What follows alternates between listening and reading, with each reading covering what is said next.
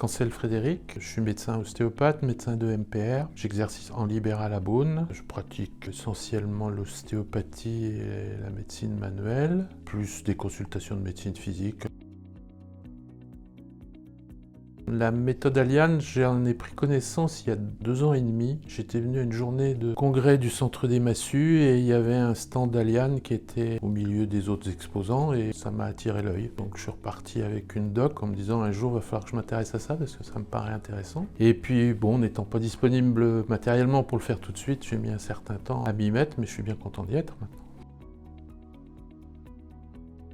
J'allais m'y intéresser déjà, donc aller voir sur internet, et que j'allais faire le premier séminaire en fait d'initiation, et puis je verrai après, et puis en fait non, j'ai tout fait dans la foulée.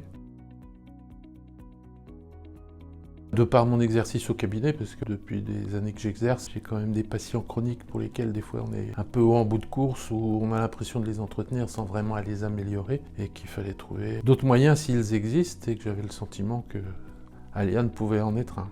Apprendre de nouvelles choses, c'est toujours intéressant, et se remettre à une nouvelle activité, c'est un petit peu dynamisant.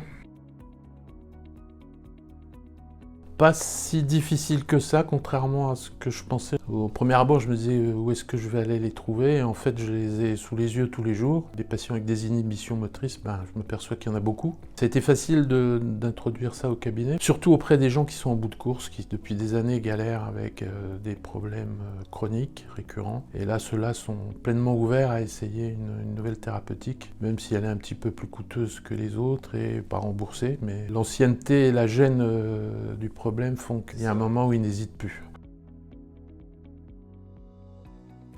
Une amélioration de leur état. Sur les premiers patients que j'ai traités, si je ne les ai pas tous améliorés à 100%, certes, tout le monde, j'ai l'impression, en a retiré un bénéfice, plus ou moins important, mais quand même relativement marqué, notamment sur la mobilité et puis la force récupérée.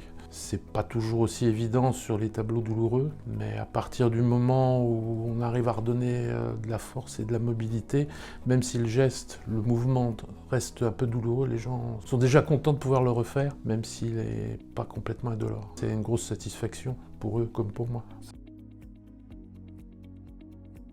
Je pense qu'ils auraient tout intérêt à s'y intéresser, parce qu'on gagne une nouvelle vision sur le traitement de nos pathologies traumatiques, orthopédiques, voire neurologiques. Mais ça, j'ai pas encore abordé le sujet, mais c'est un nouvel horizon qui s'ouvre et je pense qu'il y a plein de choses à découvrir.